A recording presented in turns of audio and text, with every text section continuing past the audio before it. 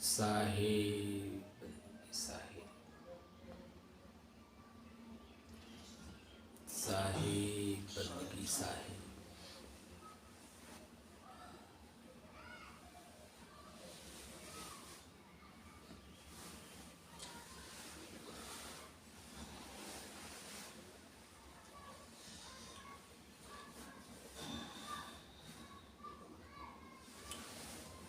और चादर ऊपर करिए।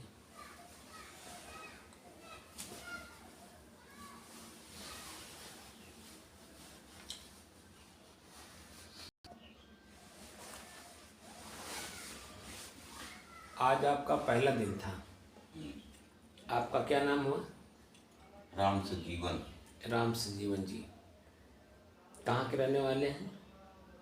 अरे यहाँ से दूर पड़ेगा, नजदीक हो तब तो आ सके थे, बहुत दूर मैं पड़ेगा। आने की बात नहीं कह रहा, आप पता पूछ रहा हूँ। आपको गांव का नाम क्या है? पानरी। पड़री कहाँ पड़ेगा? यार के पास में, यार मैंने दानों के पास में। मेहदावल वाले रोड पर हुई क्या, बागनगर पायड़ी उस रास्ता कट के दानोपुर हनुमानगंज होते हुए बिशुनपुरवा होते जो है एगो रोड में मिला। यहाँ से जाए के लिए मेहदावाला रोड से बागनगर पायड़ी हनुमानगंज जाने के बाद पड़ेगा। हनुमानगंज जाएंगे तो हनुमानगंज ना ही पड़ी, यहाँ से बिशुनपुरवा तब हनुमानगंज पड़ी। ये जो ठाकुर साहब अपने हैं मझुआ कला के, हाँ उनको गंबो के वही रास्ता जो है आगे आ जाएगा तो दानों में यहाँ पड़ जाएगा। हाँ उसी पर मैंने बस्ती के रहने वाले हैं। हाँ बस हम और कुछ नहीं। आज आपका पहला दिन था। हाँ तो हमने 2-3 बातें आपसे पूछा हाँ कि ये शरीर मैं हूँ या मेरा है। तो आपको समझ में आ गया होगा कि ये शरीर मेरा है। हाँ आ गया ना। दूसरा प्रश्न हमने पूछा कि इसी शरीर में आखिर जब मैं ये शरीर जब मेरा है तो मैं कौन हूँ। तो उसके पहले हमने पूछा था कि भगवान और ईश्वर में क्या अंतर है। तो आपने कहा कि उन्हीं के नाम है। तो हमने अंतर बताया कि नहीं आपको? हाँ बताओ। जो आपका शरीर है यही भगवान है। और इस शरीर के मालिक कौन है? आप स्वयं। इस शरीर के मालिक आप स्वयं हैं। इसका उपयोग जैसा आप करना चाहेंगे वैसा ही होगा। ठीक है। तो आप कौन हैं? इस शरीर में आप कौन हैं? आँख है, नाक है, कान है, हाथ है, पैर है, मुंह है, पीठ है, पैर हैं, क्या है इसमें? कुछ है? बाप बताओ, ये का बताइए। आँख पर ले तो आपका काम दूसरा बार। आँख का काम तो सिर्फ देखल है, देखा एक बार वो सुनबो नहीं कर। नहीं, सुने के लिए कान बनावा। सुने के लिए कान बना। कान सुनता है लेकिन देखता नहीं। हाँ आँख और कान, आँख देखता है, कान सुनता है, मुंह बोलता है। तो आँख देखता जरूर है लेकिन न सुनता है, न बोलता है, न सूंघता है, न उठाता है। हाँ अंदर है, अंदर न देता है न लेता है। ठीक, दोनों बात है ना। तो सब अपना अपना काम कर रहे हैं। तो ये किसके हैं? इनका उपयोग कौन कर रहा है? हम ही करत है। वो हम ही करते। तो हम कौन हैं? यही तो प्रश्न है कि इस दुनिया में हम कौन हैं। तो हमको जानने के लिए ईश्वर शब्द का प्रयोग किया गया। अगर आप हमको जानना चाहते कि मैं कौन हूँ, तो उस हम को जानने के लिए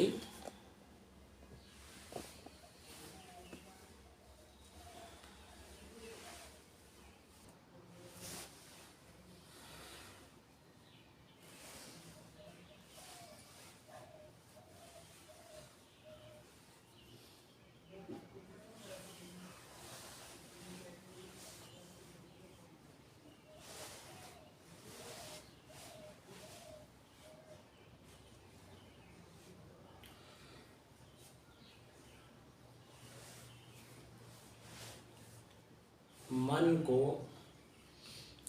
एकाग्र, स्थिर एवं शांत करने की दृष्टि से साधना करते करते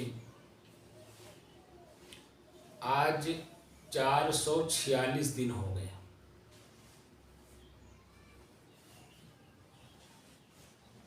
तारीख 24 जनवरी सन 2023,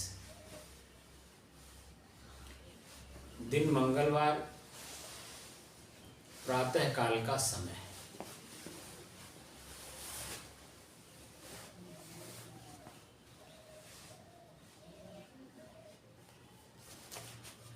तो हमने जो प्रश्न पूछा आपसे, मैं कौन हूँ, मैं कौन हूँ को कैसे जानेंगे? बंद करिए पहले मोबाइल, जरा इसको बंद करिए।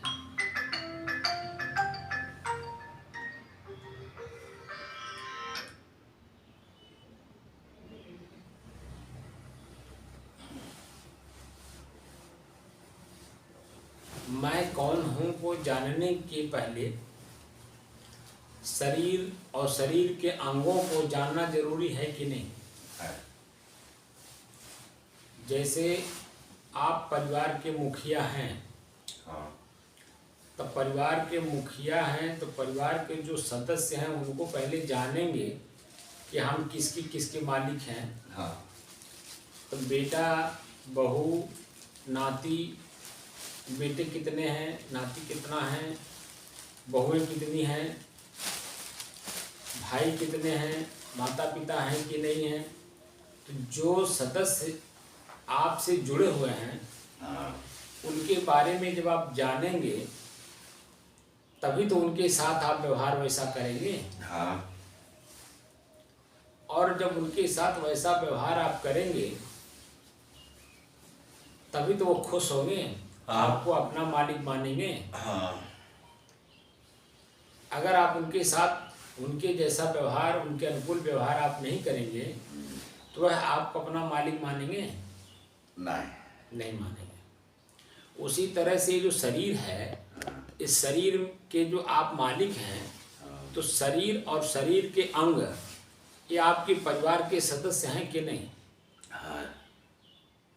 आँख आपका है, कान आपका है, नाक आपका है, जीभ और मुंह, पेट, पीठ, हाथ, पैर सब आपके हैं कि नहीं? है। अब जब आप इनके साथ अच्छा व्यवहार करेंगे तो यह शरीर स्वस्थ रहेगा कि नहीं? और जब शरीर स्वस्थ रहेगा तभी तो आप संतुष्ट और तृप्त रहेंगे। और अगर आपका शरीर किसी भी प्रकार से अगर दुखी हो, पीड़ित हो, तो आप स्वस्थ रह पाएंगे? नहीं। तो मैं कौन हूँ, मुखिया हूँ या परिवार का सदस्य हूँ, ये कैसे जानेंगे आप? उसी को जानने का साधन है ईश्वर। ईश्वर का संधि विच्छेद जब आप करेंगे तो ई धन स्वर, ई माने स्वर माने श्वास, आँख, नाक, कान सब बंद करिए, पलथी मारकर सुख आसन में बैठ जाइए और आराम से अपने ही श्वास को अपने से अलग होकर दृश्य और दृष्टा का अभ्यास करते हुए इसका अभ्यास करिए। श्वास मेरा है, अगर श्वास मेरा है तो कैसे चल रहा है? जब आप श्वास को देखने का अभ्यास शुरू करेंगे, शुरुआती दौर में, आज आपका पहला दिन था ना, हमने आपसे कहा कि आप अपने श्वास को देखकर अभ्यास करिए। मैं देख रहा था कि बार बार आपका मन आपके श्वास पे लग नहीं रहा था, आपका मन चंचल था। कहीं इधर, कहीं उधर, कहीं उधर सोच रहा था ना। तो जब तक आपका मन ये सोचना बंद नहीं करेगा, इधर उधर घूमना बंद नहीं करेगा, इनको उनको याद करना बंद नहीं करेगा, तब तक आप अपने श्वास को नहीं देख पाएंगे ना, तो चंचलता बनी रहेगी कि नहीं? हाँ, बनल रही। और जब तक चंचलता स्थिरता में बदलेगा नहीं, तब तक मैं कौन हूँ को कैसे जानेंगे? नहीं जाने। जैसे थाली में या परात में पानी आप रख लीजिए, आप उस पानी में अपना चेहरा आप देखना चाहते हैं और उसको हिलाते भी रहें और चेहरा भी देखना चाहें तो दिखाई देगा? नहीं दिखाई दे। जो परात है उसको हिलाना बंद करना होगा, छोड़ना होगा। जैसे ही परात को आप हिलाना बंद करेंगे, पानी स्थिर होगा। जब पानी स्थिर होगा तब तो उसमें चेहरा दिखेगा। हाँ, जब तक पानी हिलेगा तब तक चेहरा दिखाई नहीं देगा। नहीं दिखाई दे। दिखाई देगा लेकिन स्पष्ट नहीं दिखाई देगा, क्योंकि पानी हिल रहा है। हाँ। ऐसे ही चेहरा यानी मैं स्वयं, मैं कौन हूँ को जानने के लिए मन जब तक स्थिर नहीं होगा, चंचल बना रहेगा, इनकी उनकी यहाँ वहाँ का याद करता रहेगा, तब तक मैं कौन हूँ को जान नहीं पाएगा। बात समझ में आ रही है? समझते। तो जो हम अपने मन को छूट दे दिए हैं, ये मन मेरा है या मैं मन हूँ? तो मन मेरा हुआ ना। तो जब मेरा ही मन मेरे बस में नहीं है, जैसे आप किसान हैं, हाँ। आप पहले हल बैल से खेत जोतते थे, हाँ। तो जब आपका बैल आपके बस में ही नहीं है तो खेत को जोतेंगे कैसे? खेत को खेत बनाएंगे कैसे? और जब तक खेत खेत बनेगा नहीं, तब तक आप जान लीजिए कि बीज बोएंगे कैसे? अब बीज बोएंगे नहीं तो उसमें शुद्ध फसल लेंगे कैसे? जो आपका लक्ष्य है, जिस सीजन में जो आप लेना चाहते हैं, एक मुश्त गेहूं या धान, अरहर, मटर, चना, लाही, जो कुछ भी आप लेना चाहते हैं, जब पूरे खेत में वही एक चीज दिखाई देगा जो आप चाहते हैं, तभी तो उसका पैदावार अच्छा आपको मिलेगा। मन खुश होगा, प्रसन्न होगा। तो मन प्रसन्न होने से पहले आपने परिश्रम कितना किया? पहले तो परती आपने तोड़ा, फिर उसके में जो दूब था उस या घास थी उसको आपने चिखुरा, फिर उसको जो है आपने उसमें कंकड़ पत्थर जो कुछ भी था उसको बिना आपने निकाल के बाहर किया। एक बार के बजाय 2 बार 3 बार आपने जुताई किया। फिर उसके बाद पानी दिया उसमें, कहीं कहीं तो एक साल एक सीजन पूरा उसको परती छोड़ा जाता है, समय समय से जोता भी जाता है। उसके बाद तब जा कर के बीज उसमें डाला जाता है, ताकि हमारा जो गेहूं या धान का जो फसल हमारा पैदा हो, वो अन्न हमारा मजबूत हो, अच्छा हो, स्वस्थ हो।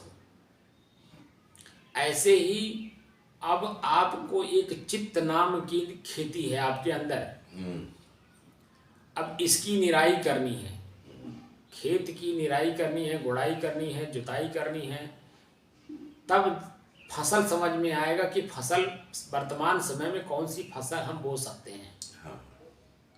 जैसा वातावरण हो, जैसा हम बीज चाहते हैं वैसा बोएंगे, और बोने के बाद फिर 2 महीना 3 महीना हम उसका इंतजार करते हैं काटने के लिए। तो समय समय से उसकी आवश्यकता भी तो पूर्ति करते हैं, जैसे पानी की जरूरत है, खाद की जरूरत है, निराई की जरूरत है, पशु पक्षी से देख रेख करने की जरूरत है, जानवरों से देख रेख करने की जरूरत है। जब फसल तैयार होने लगता है तो आदमी से भी बचाना पड़ता है, क्योंकि आदमी भी जानवर जैसा ही व्यवहार करता है ना। आपका फसल ही काट लेगा पक जाने के बाद, या जला देगा, या रौंद देगा, कुछ भी कर सकता है। तो उसे बचाते हैं कि नहीं? बचाओ पड़ी। उसी तरह से जिस तरह से ये बाहर का खेत आपको समझ में आ रहा है फसल लेने में और धनवान बनने में, उसी तरह से आपके शरीर के भीतर में भी एक चित्त नाम का खेत है। उसमें विकार पैदा हो गया है। विकार यानी खर। तो खेत में खर है आपने बिया बो दिया तो साथ साथ खर भी तो जानता है, हाँ जामी। जानता है ना। तो क्या करते हैं आप, खर की निराई करते हैं कि नहीं? शुद्ध फसल लेने के लिए खर की निराई करते हैं ना। हाँ।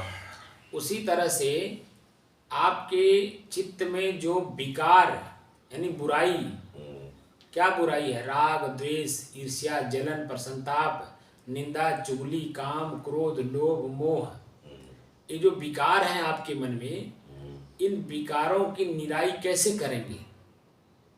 कि विकार हैं और इसमें शुद्ध फसल क्या है? आपके मन की प्रसन्नता, आपके मन की प्रसन्नता, आपकी निर्भयता, ये शुद्ध फसल है। स्वतंत्रता, स्वच्छंदता, स्वबस्ता, ये आपका शुद्ध फसल है। कैवल्य, कैवल्य का मतलब होता है कि अपने स्वयं के अकेलेपन का ज्ञान होना, केवल अकेला रह जाना। जैसे एक एक करके भीड़ इकट्ठा होता है, उसी भीड़ का एक अंग हम भी रहते हैं। उसी में से देखिए एक एक करके सब लोग छट जाते हैं, अंत में हम अकेले बचते हैं कि नहीं? ऐसे ही मेरे चित्त में जो जिसको हम मन कहते हैं, इस मन में भी तो भीड़ किसने इकट्ठा की? हमने स्वयं भीड़ इकट्ठा की। तो जब ये भीड़ इकट्ठा हो गई तो उसी में हम संशय में पड़ गए कि नहीं, कि मैं आँख हूँ कि कान हूँ कि नाक हूँ कि हाथ हूँ कि पैर हूँ, या ये बेटी बेटा मैं हूँ, या घर खेत मैं हूँ, या जो मैंने कमाई किया ये मैं हूँ। हम उसी में उलझ जाते हैं और उलझ करके बार बार दुखी और पीड़ित होते रहते हैं, पश्चाताप में डूबे रहते हैं। तो जब मैं अपने आप को जान लूँगा और मेरा आवश्यकता क्या है, महत्वपूर्ण आवश्यकता मेरा क्या है, तो जब महत्वपूर्ण आवश्यकता को ढूंढेंगे तो वो क्या होगा? आपके मन की स्वयं की शांति का अनुभव। तो अनुभव कैसे करेंगे? जब तक आप अपने को पहचानेंगे नहीं तो शांति का अनुभव कैसे करेंगे? नहीं हो पाएगा। तो उसी का साधन है ईश्वर। ई धन स्वर, ई माने स्वर माने श्वास। आप अपने श्वास को अभ्यास करिए अपने से अलग होकर देखने के लिए कि मेरा श्वास कैसे चल रहा है। और इस श्वास को जैसे जैसे आप देखने का अभ्यास करेंगे तो ये मन चंचल है, हमने खुद चंचल कर लिया है। तो ये बार बार बाहर सोचेगा, बाहर देखेगा, बाहर चिंतन करेगा, चिंता भी करेगा। चिंतन करेगा तो शरीर हल्का होगा, मन प्रसन्न होगा, और चिंता करेगा तो शरीर और मन दोनों दबाव में आ जाते हैं, शरीर में रोग पैदा होने लगता है। हम जो निर्भय थे वो भय में बदल जाता है, हम भयभीत होते हैं, किसके सामने जाएं, कैसे जाएं, क्यों जाएं, तमाम तरह के प्रश्न मन में उठने लगते हैं, वो भय है। तो जब आप गलती किए ही नहीं हैं तो किसी के सामने जाने में आपको क्या दिक्कत है? किसी के सामने अपनी बात को रखने में क्या दिक्कत है? क्योंकि गलती ही आपने नहीं की है, क्योंकि गलती किए हैं इसीलिए जाने में हिचक है। जब गलती नहीं की है तो हिचक होगी ही नहीं, वही तो निर्भयता है। तो अपनी गलती, अपने स्वयं की बुराई हमें स्वयं देखने में हम सक्षम हो जाते हैं। लेकिन कैसे? जब हम अपने श्वास को पहले परिपूर्ण अभ्यास कर लेते हैं। अपने श्वास में हमें कई चीज़ें देखनी होती है। जब तक इसका देखने की जो कला है श्वास को पूरा परिपक्व नहीं होगा, तब तक हम अपने मन के अंदर में जो सूक्ष्म से सूक्ष्म बुराइयां हैं वह हम देख नहीं पाते हैं। और जब तक देख नहीं पाएंगे तब तक उसे निकालेंगे कैसे? और जब तक निकालेंगे नहीं तब तक हम निश्चिंत होंगे कैसे? जैसे आप किसान हैं, बात को तुरंत समझ जा रहे हैं। जैसे आप खेत में गए, आपने नीचे देखा नहीं और बबूल का कांटा वहाँ था, आपको गड़ गया, तो क्या पैर रख करके चल पाएंगे? जब तक आपके पैर में वो कांटा रहेगा तो तब तक पैर रख करके पूरा आप चल नहीं पाएंगे। यह आपको अनुभव है ना? जो कि कांटा बहुत छोटा होता है, बहुत ही छोटा होता है, लेकिन करकता है सर तक, जब तक वो निकल नहीं जाएगा। तो आपको भयभीत किए रहता है कि नहीं? हाँ। तो आप क्या करते हैं वहाँ पर? जैसे ही आपकी समझ में बात आई कि कांटा गड़ गया, अब मैं पैर रख करके निश्चिंतता पूर्वक नहीं चल पाऊंगा, तो तुरंत आप बैठते हैं कि नहीं? हाँ बैठे। सारा काम छोड़ करके बैठते हैं कि नहीं? हाँ। जब तक आप बैठेंगे नहीं और स्वयं शांत मन से अपने कांटा को किसी से निकलवाएंगे नहीं या स्वयं निकालेंगे नहीं, तब तक आप निश्चित होकर के दोबारा दूसरा काम आप कर नहीं सकते हैं। सही है ना? हाँ। उसी तरह से आपका जो मन दुखी है, पीड़ित है, इसका मतलब है कि आपका मन कहीं न कहीं किसी न किसी रूप से भयभीत है। और भयभीत क्यों है? अपने ही कर्म को उसने देखा कि मेरे से गलती हो गई है।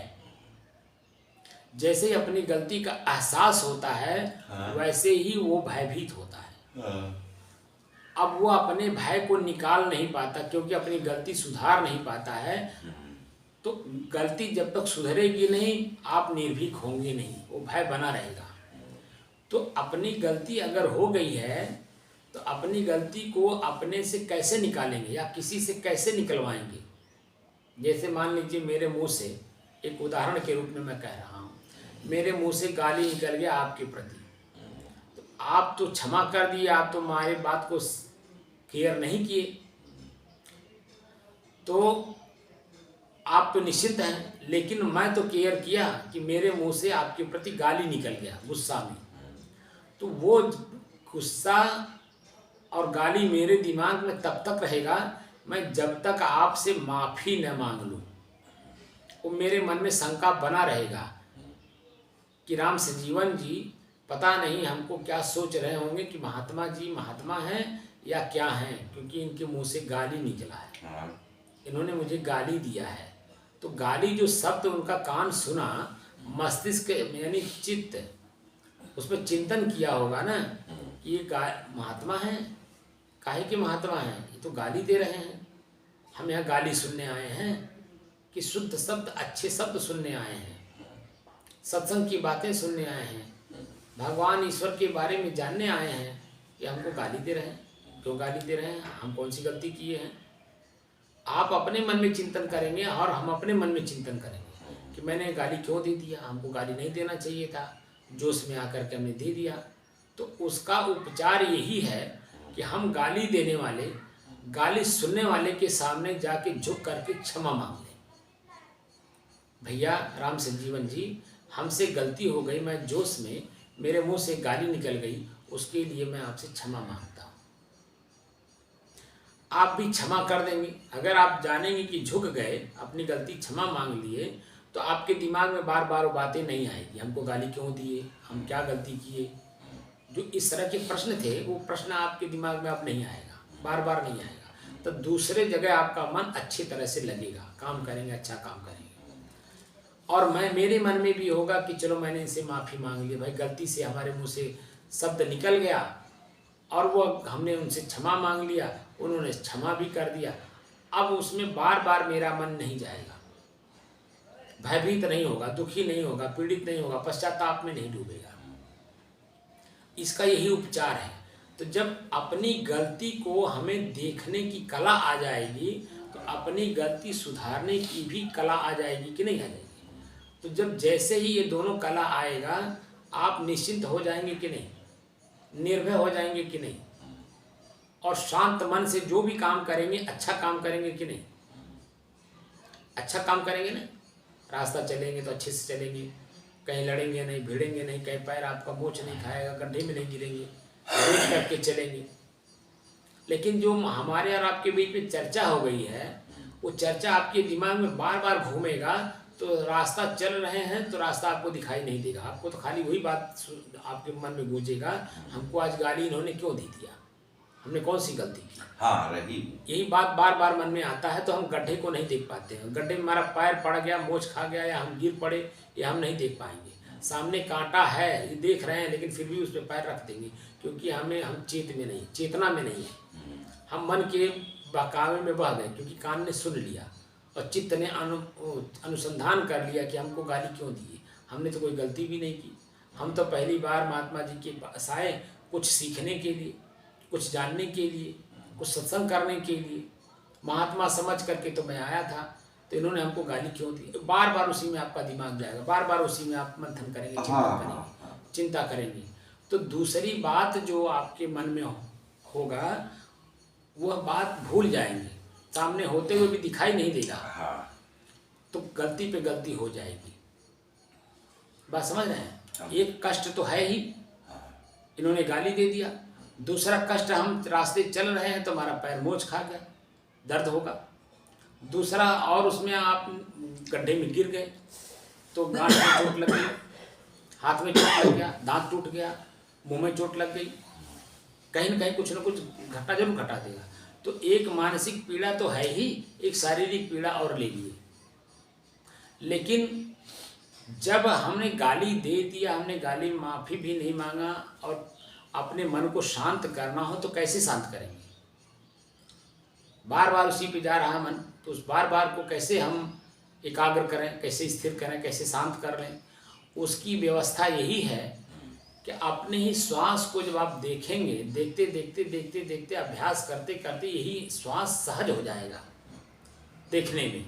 तो अपनी गलती, अपनी अच्छाई, अपनी बुराई स्वयं हमें स्पष्ट रूप से दिखाई देगा, एकदम स्पष्ट। और जैसे स्पष्ट दिखाई दिया, एक बार आपने देख लिया और उसी पे चिंतन कर लिया, और चिंतन पे चिंतन जब कर लिए तो दो चीज़ें देखेंगे, एक प्रकृति का नियम, एक पुरुष का नियम। पुरुष आप स्वयं हैं, प्रकृति आपके शरीर है, तो प्रकृति में परिवर्तन होना ही होना है। तो एक ज्ञान और यहाँ होगा कि हमारा मन भी प्रकृति है, इसमें भी बदलाव होता रहता है। कभी सुख का अनुभव करेगा, कभी दुख का अनुभव करेगा, कभी आनंद का अनुभव करेगा, कभी पीड़ा का अनुभव करेगा, कभी आनंद का अनुभव करेगा, कभी पश्चाताप में डूबेगा। ये मन की गति है, गति मानी चाल। ये परिवर्तन ऐसे करता रहता है, चलता रहता है, रुकता नहीं है। तो हम अपने मन को कंट्रोल करने में सक्षम हो जाते हैं, ये स्थिति होती है। और जैसे ही अपने मन की कंट्रोलिंग पावर आपके हाथ में आई, वैसे आपके मन जब चाहेंगे, जहाँ चाहेंगे, जिस रूप में चाहेंगे, एकदम शांत कर लेंगे और शांति का अनुभव स्वयं अपने आप में कर लेंगे। क्योंकि स्वयं आप शांति के सागर हैं। सागर समझते हैं ना, अथाह पानी का, जहाँ पर ढेरी हो उसे सागर कहते हैं। तो स्वयं अथाह शांति के स्वयं सागर हैं आप। स्वयं अपने आप में शांति है, स्वयं शांत हैं, लेकिन आप बाहर खोज रहे हैं। गलती यही है, आप अपने आप में नहीं खोज रहे हैं। तो ये साधन आपको मिल जाएगा कि हमें अपने आप में ही अपनी शांति का सागर ढूंढने में, पाने में और उसी में स्थिर होने में, वही शांति का सागर स्वयं हो जाने में आपको सक्षमता प्राप्त होगी। ये कला मैं यहाँ सिखा रहा हूँ। अगर जिसको कहते हैं मोक्ष प्राप्त करना, मोक्ष का मतलब होता है मोह का क्षय हो जाना। जितना भी दुख पीड़ा हम उठा रहे हैं वो मोह के कारण चिपक जाते हैं उसी मोह के कारण। जैसे हमने गाली दिया, गाली तो मेरे मुंह से निकला ना, आपके मुंह से तो निकला नहीं, लेकिन आपके कान ने चिपका लिया। इन्होंने गाली मुझे क्यों दिया? अब बार बार उसी को उसमें रटेगा तो पीड़ित कौन होगा? मैं तो एक बार गाली दे के चुप हो गया, दोबारा गाली दिया नहीं मैंने, दोबारा डंडा चलाया नहीं, लाठी मारा नहीं, भाला चलाया नहीं, गोली चलाई नहीं, खाली शब्द ही तो निकला, लेकिन आपके कान ने चिपका लिया। और जैसे चिपकाए, जब तक उसे आप जो चिपका हुआ चीज है, जब तक उसको आप निकाल नहीं देंगे, तब तक वो आपको पीड़ा देता रहेगा। उसी चिपकने वाली वस्तु को मोह कहते हैं। उसको ही निराई करने की कला हम सिखा रहे हैं कि मोह से छुटकारा कैसे हो। आप अपने आप में जो शुद्ध हैं, प्योर हैं, शांत हैं, वो शांति स्थिति में आप कैसे आएं, उसकी कला सिखा रहा हूँ। आप इस कला को कोई भी आकर के मेरे पास अपने आप को जानने के लिए सीख सकता है। बाकी तो व्यवहार में आदमी, आप जैसे लोग तो जान ही रहे हैं कि मैं कौन हूँ, परिवार में मेरी गरीबी कैसे दूर होगी, मैं अमीर कैसे होऊंगा। जैसे अभी आपने कई बात बहुत महत्वपूर्ण कहा कि जब तक हम कर्ज चुका नहीं देंगे तब तक निश्चिंत होंगे नहीं। कर्जा लिए हैं तो कर्जा देना तो पड़ेगा ही। देख पड़ी। तो जब तक हम शरीर में हैं, इस शरीर के अंगों का कोई भी चीज़ जो भी मेरे साथ जुड़ा हुआ है उसके कहीं न कहीं किसी न किसी रूप से हम कर्जदार हैं। और वो कर्जा जब तक खत्म नहीं होगा हम निर्भर निश्चिंत नहीं होंगे, निर्भीक नहीं होंगे,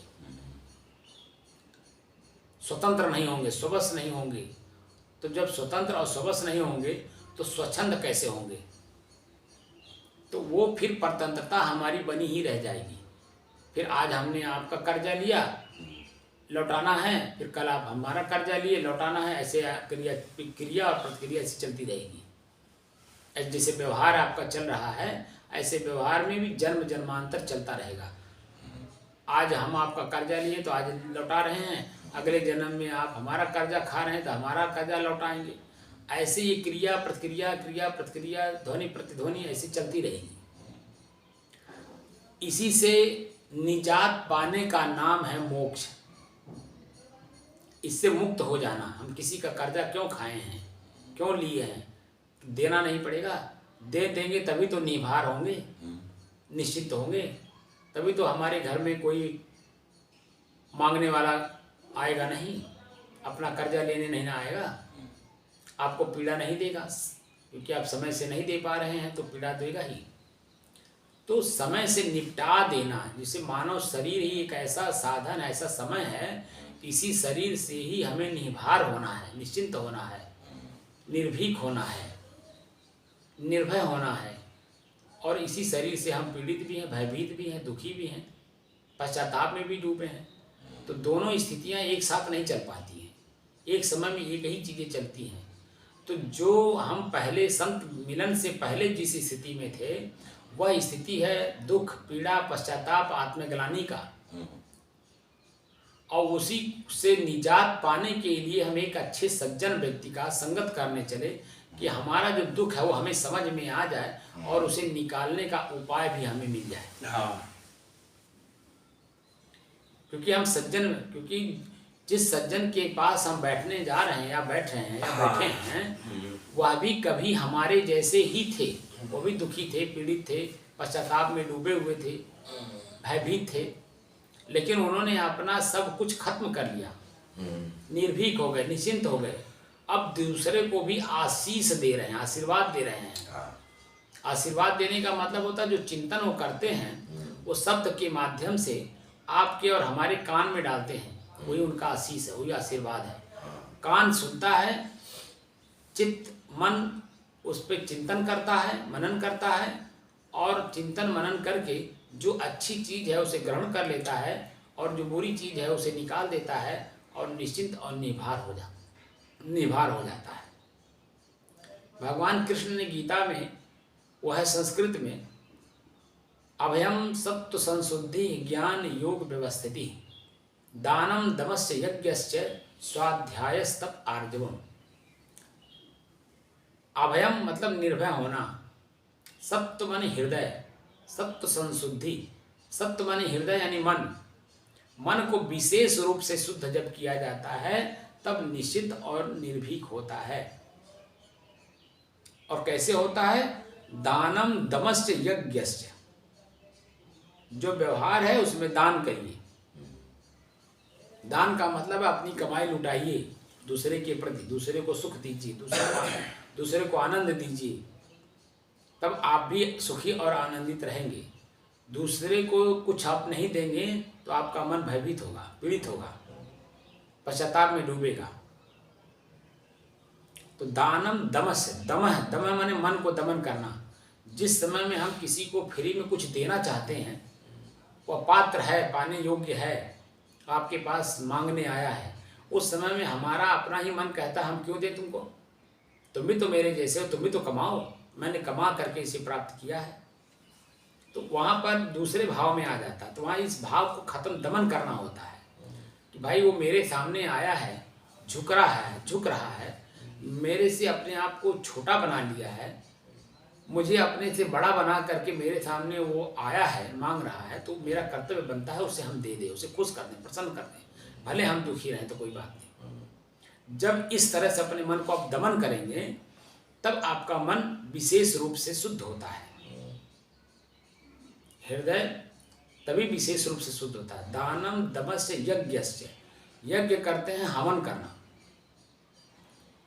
हवन मतलब होता है कुंड है, उसी में जला देना, यानी अपने ही बुराई को अपने ही ज्ञान की अग्नि के कुंड में उसे स्वाहा कर देना।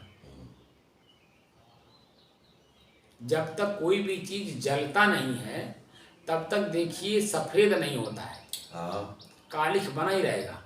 और जब पूरा जल जाता है तो सफेद होता है कि नहीं? तो जो सफेदी है वही तो आप हैं।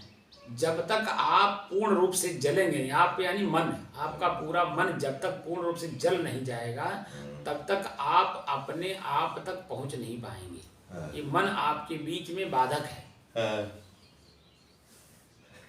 इसी बंधन को मुक्त करने की दृष्टि से हम लोग संत के पास बैठ करके सीखते हैं, जानते हैं और समझते हैं।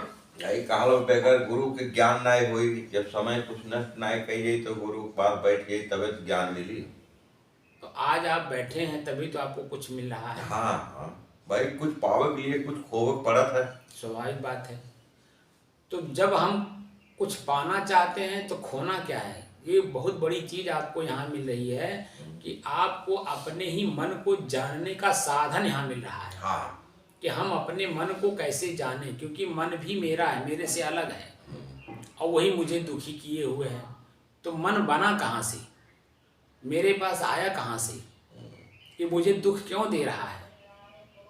ये सब साधन आपको अगर आप जानना चाहेंगे, सीखना चाहेंगे तो आगे भी आप हमसे संपर्क जोड़े रखिए। भले हफ्ता में एक ही दिन आइए, लेकिन आ करके इसको सीखिए और अपने घर पे अभ्यास करिएगा। घर पर अपने जहाँ भी आप रहिए, क्योंकि ये आपकी अपनी खुद की संपत्ति है, वो आपसे कभी अलग होगी नहीं। आप अलग करना भी चाहें तो अलग नहीं होगी, क्योंकि आप स्वयं वही हैं, तो कैसे अलग होंगे? अपने से कभी आप अलग हो पाएंगे? तो जब हम स्वयं अपने आप में ही हैं और अपने आप में ही रहना है, तो क्यों न हम अपने आप में ही रहने की कला सीखें। तो जहाँ भी आप रहिए, घर पर रहिए, खेत में रहिए, जैसे ही खाली समय मिले तैसे ही आंख बंद करके, कान बंद करके एकांत में बैठ जाइए और अपने ही श्वास को अपने से अलग हो करके देखने का अभ्यास करते रहिएगा। ठीक है ना? तो धीरे धीरे धीरे धीरे जैसी आपकी लगन बढ़ेगी, जैसी आपकी जिज्ञासा होगी, वह आपको उसी तरह से प्राप्त हो जाएगा। बात समझ में आ गई कुछ कि नहीं? ठीक, अच्छा साहेब।